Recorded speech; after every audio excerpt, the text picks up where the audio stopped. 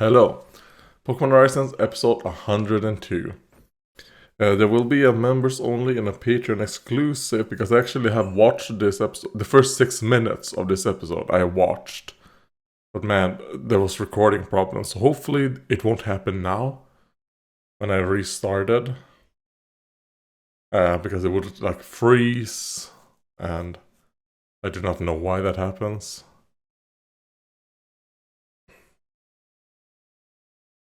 It didn't used to happen. It's something pretty new. Start.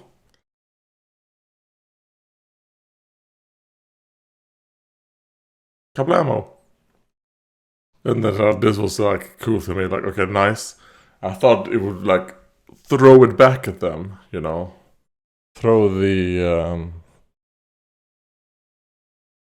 what's it called? Moonblast. And I do like it right here. They didn't Penny or Cassiopeia, because I don't know if her name is Penny. I like that she didn't say like, your Pokemon was affected by Q-Charm. It's kind of like, oh, you know what? Finding it out.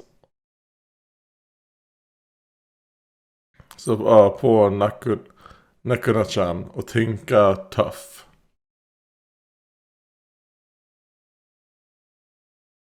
And here we have the intro. And in the intro, there was a comment by, let's see.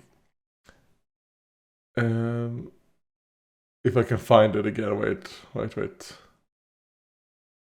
Here we go. Yes, Tiana Jones, 8399. There's something interesting.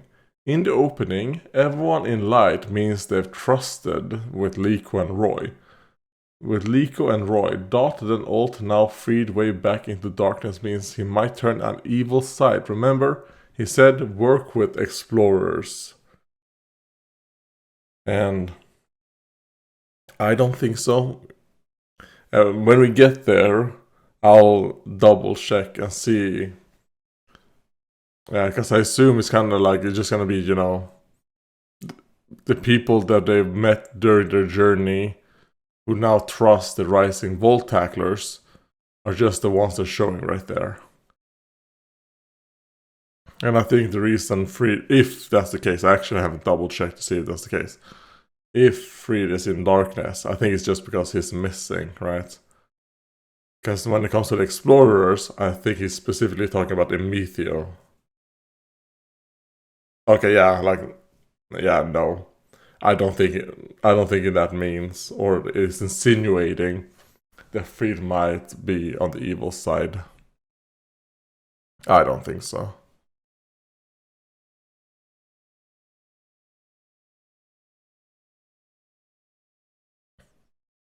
Like, she doesn't look like she doesn't look as good as Chishiro.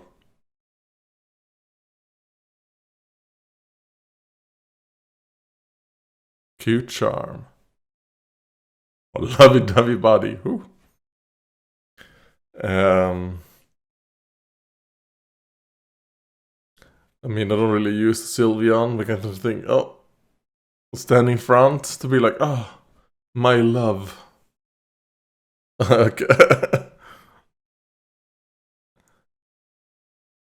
Bonk him on top of his head.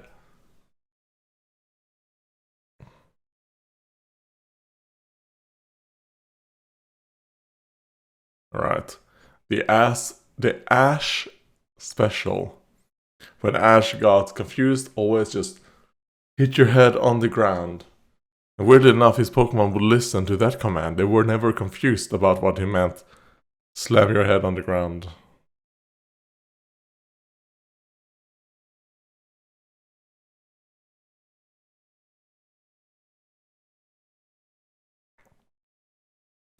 And some complaints that I had about, and I was afraid when I saw this terrestrialization right here. I'm like, is it just gonna be one attack and then over?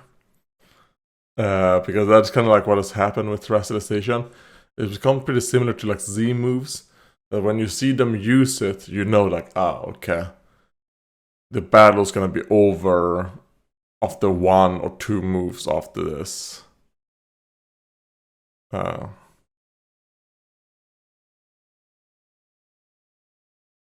So something like, here we go, nice. Throw him up.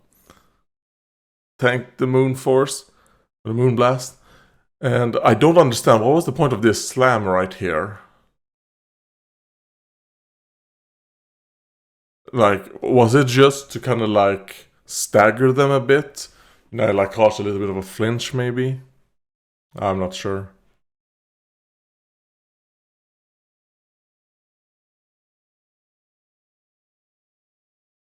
Is that Swift? Yes, it is.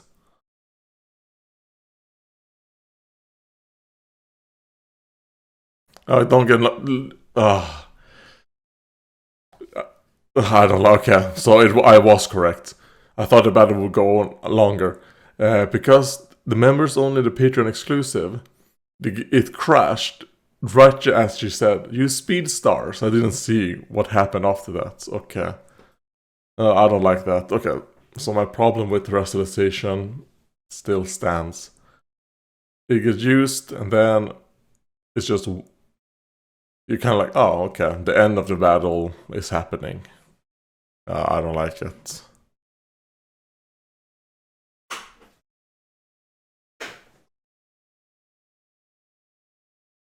She's not just a cute face. No, she's also a fucking asshole. That's what she is as well.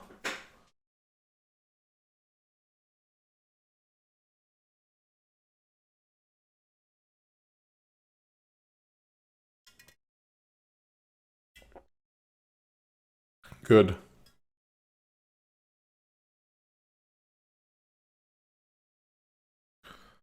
So yeah, that battle, I didn't really enjoy it that much.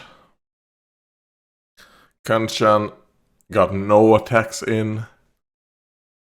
Unless you can count maybe the slam on the ground, it caused a little bit of like a flinch. But I would have liked Kanchan to maybe get a metal coin or something. Like Pokemon Horizon still to me kind of like the trainer battles I want more. The trainer battles that are not Spinel have been pretty like underwhelming, I think.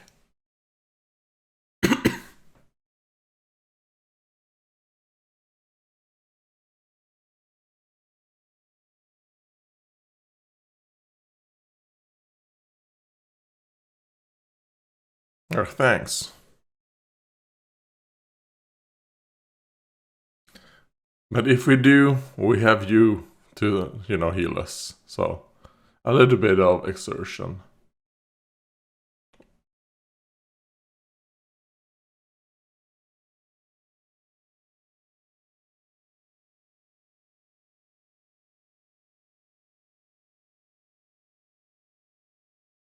They're like, okay, sure. We're just gonna ignore what you said.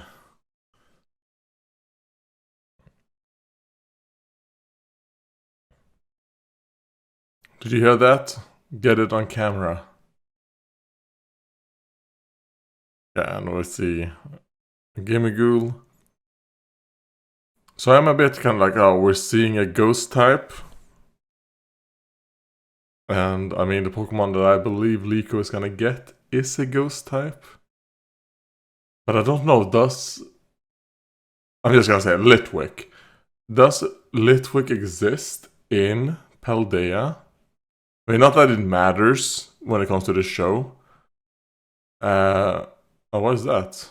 Oh, a shiny thing. Okay, nice. Yeah, just eat it.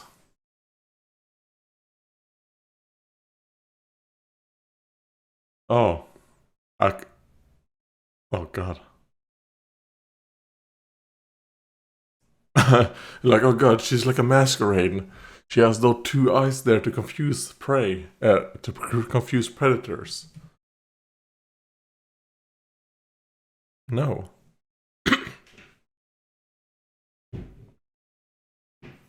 Okay, so she uses spice. That's what she says. Space searching around. Oh, Jesus Christ. That would sound awful hearing it in English. I am sure it was awful for people in hear it in Japanese as well. I don't mind the mega as much.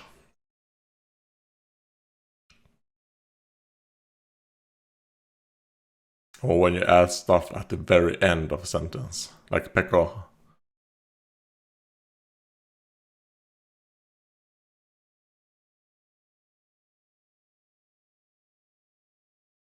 And she's using an EV stick. Oh, so she has done, you know.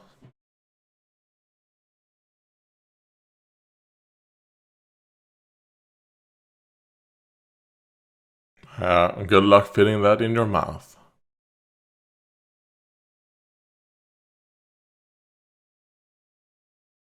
And now we've gotten some buffs. I do wonder if sandwiches give buffs in the show. I hope not. I hope it's not like, oh, because you ate this sandwich, stuff can happen. Like, I hope that's not the case. I don't think that was the case when they did the curry and stuff before. Like, stuff like that, I would never want them in the show. I think they're fine when it comes to the gameplay, not for games, but it's a different medium. Oh.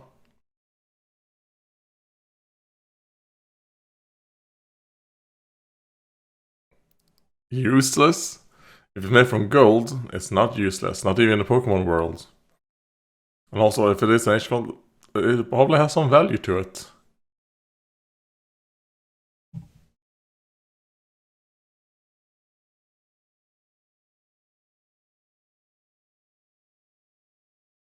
Okay, that was... I mean, you could really hear like the woman voice actor right there on Ult.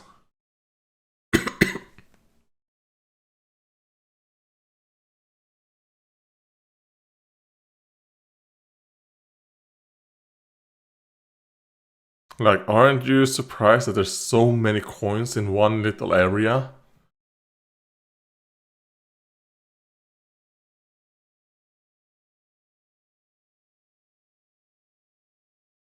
Yeah. So it's basically the same as the last time. I hated it last time. I'm kind of like, don't give a fuck.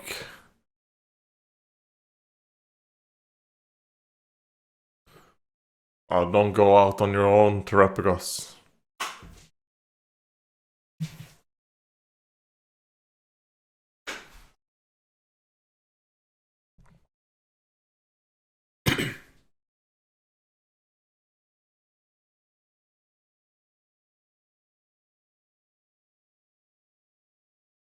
Oh, a shark. Oh, wait.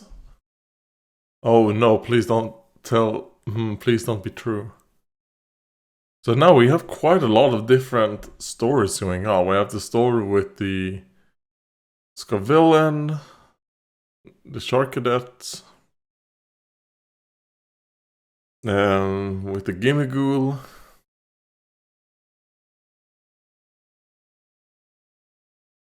Oh, they're hiding.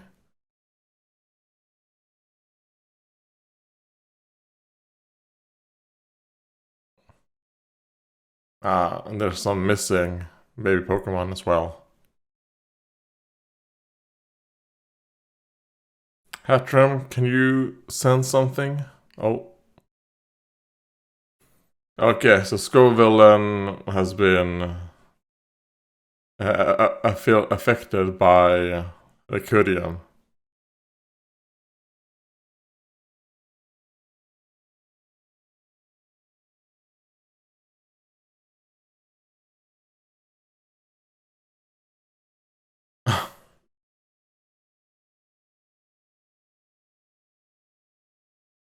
Like, oh my god. Okay, Liko, it's up to you. Men jag på mascarania.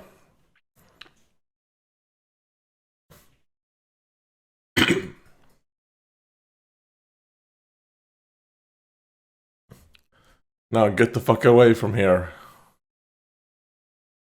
Please, double battle.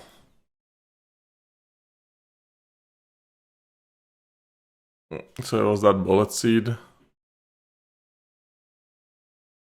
That's my guess.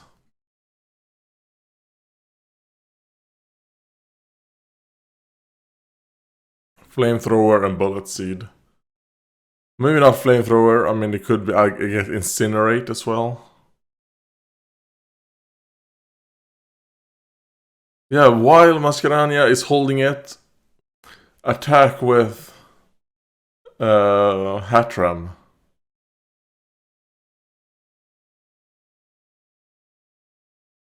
Come on, Liko. Please, Hatram, don't you want to help? Pagogo, join in. Do something, come on. Don't just use Masquerada. Especially not when you have the other Pokemon out.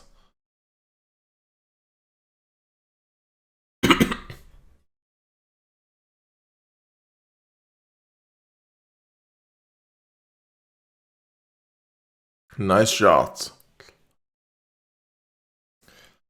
I guess they're setting up that this one will probably become an Amarouge. Because he shot with his hand like that, you know, like a cannon. Ah, so it's from the other episode I hated. I will be honest, I hate this episode so far. Fuck, it's trash. So it makes sense that that one was from that episode as well. I completely forgot it until now. Alright, flash fire.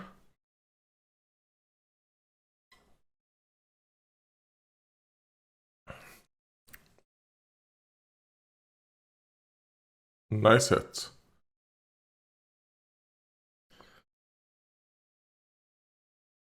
So I'm probably wrong. I thought she would get a Litwick. Because the rumor is that Litwick has a new Mega Evolution in Legend ZA.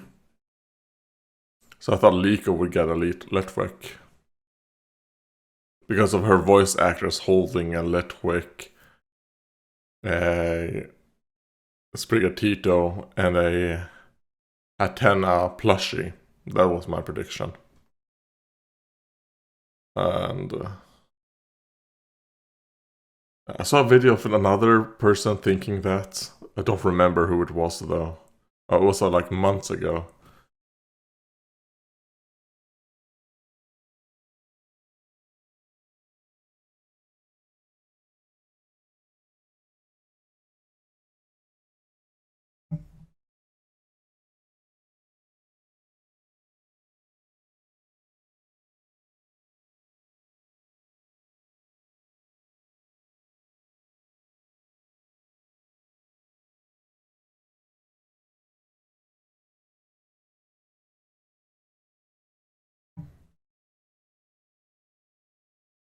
Oh, alright.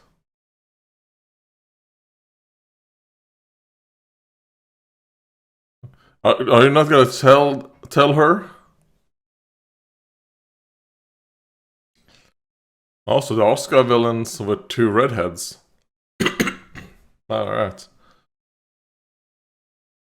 I wonder if that exists in the games as well. That there are different configurations. That's something I did not know.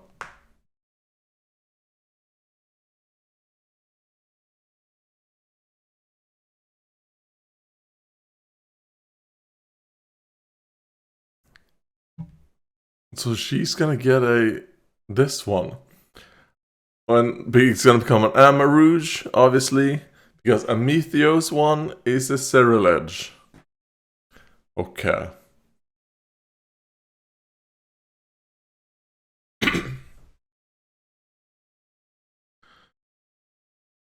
I prefer Litwick, but when it comes to the especially since these 2 episodes with the Caribou have been absolute dog shit.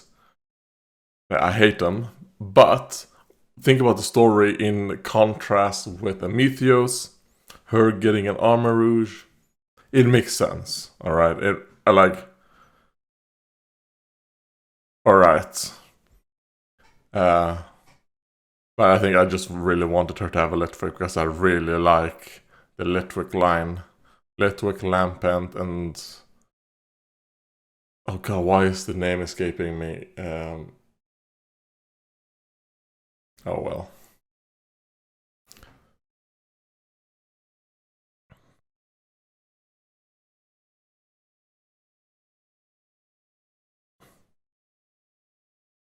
Okay.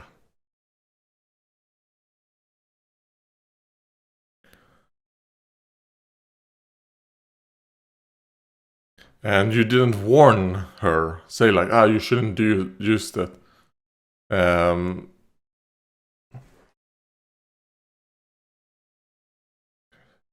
I think that was a problem with Liko. Should have told the trainer, don't use them anymore. This was caused from using those.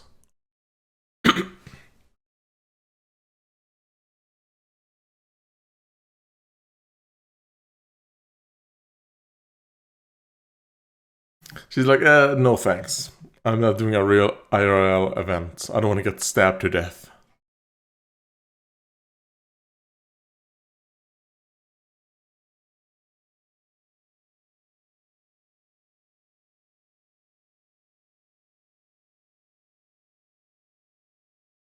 Alright. Well, I guess actually Dot is the one funding this Oh, yeah. Oh, Gimagu is following them now. God damn it. So we're gonna get more absolute dog shit episodes with the Gimagool. Or, I don't know if that is called Gimagool. Is Gimagool the evolved form? I don't know. No, it's not. What is the evolved form called? Anyways. I mean, we gotta, it's not a filler episode, we gotta capture, you know. Liko has a Shark Cadet, which in isolation is fine. Like, I think it's a fine choice, especially when you think about, in contrast with Amethyos, fine. Actually, I would say probably good, you know. But the episodes that the Shark Cadet has been in hasn't been awful. And then the episode slowing episode ending with them showing that the Gimmighoul is on the ship makes me go like, oh no. So this episode was like a 3 out of 9 for me. But because of what we saw there at the end, it is probably like a 1. I'll probably give this like a 1 out of 9. Because even like the beginning, the Dot Cassiopeia battle wasn't enjoyable to me, especially with you do terrestrialization, 1-2 attacks, over. And then even the battle before the terrestrialized, the only little thing that made me go like, that's a little bit interesting was the fact that Cute Charm procced. But, I mean... So weird that is the shell... Well, if it was the shell Pokemon, that would make sense. But I think it's called shellfish Pokemon in English. Okay, so this could be a cute... he's gonna go trying to get... what's called... Nidothing's autograph, because we know that he's a fan.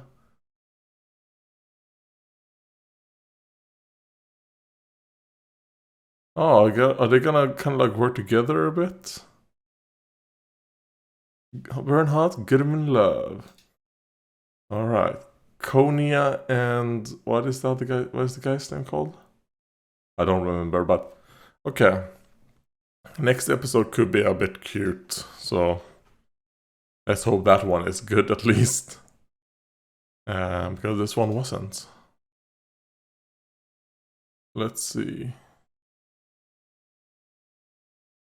Yeah, let's have this. I'm trying to find like a good. Okay, sure, why not? So comments from last week's episode. By A Kyoke 3840. I guess Crocodile used his fire energy to counter the effect of Pollen Puff as he ate them. Alright, that could be the case. Like the first time I think it affected him was maybe because he wasn't prepared for it. Then the other times he was prepared for it. Okay.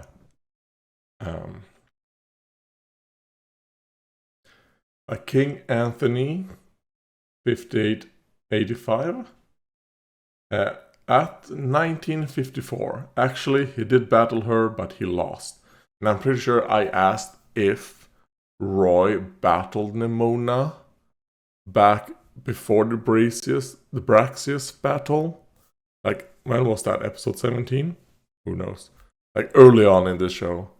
If he battled her. Was it a Palmy back then?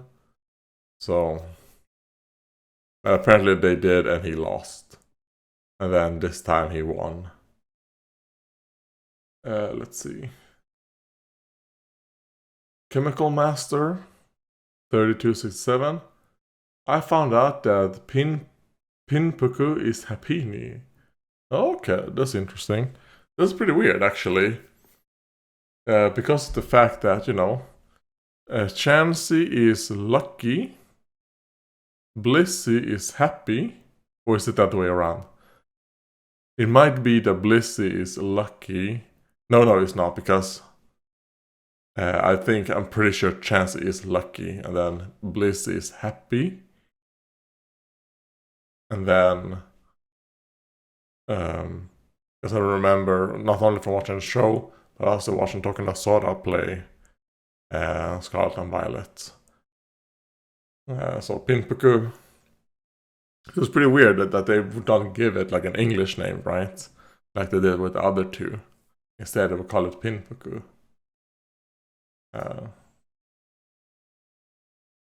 Yeah, Hapini. I wonder. Pinpuku. Now when I'm in here with Hapini, let's see. Is Chansey is called Lucky, yeah, and Blissey is called Happiness. Or Happy, Happy. Alright. Dexter Jones, 2201. At least both Gita and Clavel know that Spinell is lying about the Rising Volt Tacklers being responsible for what happened a year ago. Well, I mean, he doesn't know, but at least he doesn't believe that they did it, right? Because, I mean, he can't know, he wasn't there, right? I don't think there's video evidence to go either way, so... Does he know? No. But I'm sure he can make, like, a... Like...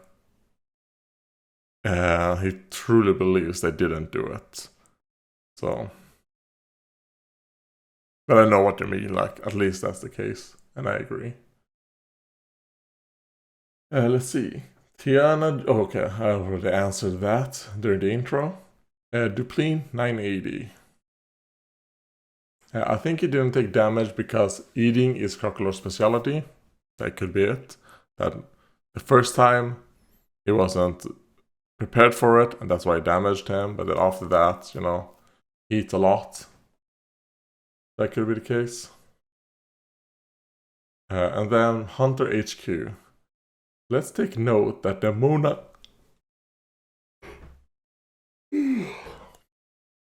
let's take note that the Mona is stronger than Kieran based on Scarlet and Violet games. So Roy beating her means he's better than Blueberry Academy's best 2. I think this makes Roy the strongest Rising Volt Tacklers with Freed gone. Even more than or on par with Freed. I don't think that is actually what it means. I mean, just because, like, for example, if Ash would have beaten, like, Season 1 Ash, with, like, Kanto Ash, somehow he managed to beat Cynthia. Let's say they have a battle, like during his travel, he meets Cynthia. They have a battle like 1-on-1, and then he knocks out one of her Pokemon. Would that mean Kanto Ash would be better than Cynthia? No, it wouldn't. Let's say Ash uses Charizard and Cynthia uses her Roserade. Ash's Charizard wins, like Kanto. And that means Ash is better than Cynthia at that time. No. I don't think so. Just because someone lost a battle doesn't mean they are, worse than the one who beat them, And it could also be a bit of a rock, paper, scissors thing. Maybe Roy, his style of battling, all that is good versus Nemona. But Nemona is good versus Kieran, and then Kieran's battling style is something Roy are not able to crack, and his Pokemon, it could be like that. So it's not necessarily just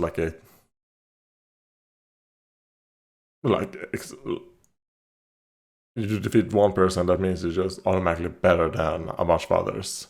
I don't think so. But I do think that Roy is the strongest of the Rising Volt tacklers with Freed gone. I think that is pretty yes, that's the case. So, yeah. Even if we don't consider Captain Pikachu, even if we took Captain Pikachu away from Roy's lineup, he's still the strongest out of the Rising Volt tacklers right now.